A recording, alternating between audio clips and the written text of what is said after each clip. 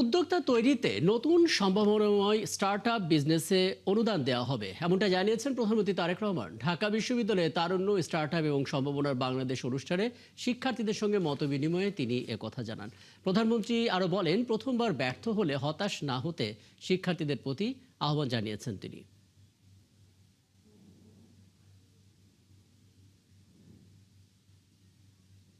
অথবা আপনি আপনার ছোট ভাই বা বোনের সাথে, বড় ভাই বা বোনের সাথে কোনো রকমের একটা টেবিল শেয়ার করে কাজ করছেন, তো এরকম কিন্তু কাজ করছেন, আপনাদেরকে এরকম কষ্টের মধ্যে ভোগ করতেছে। অথবা আপনি হয়তো বলে টলে কারো কাছ থেকে হয়তো ওয়াইফাইটা আপনি কিছুক্ষণের জন্য সময় নিচ্ছেন, আপনি আপনার যতটুকু প্রয়োজন ডাটা আপনি হয়তো পাচ্ছেন না, আপনাকে হয়তো বলছে ঠিক আছে হাফ এন আওয়ার বেশি করতে পারবো না, এরকম থাকে না, এরকম হয়।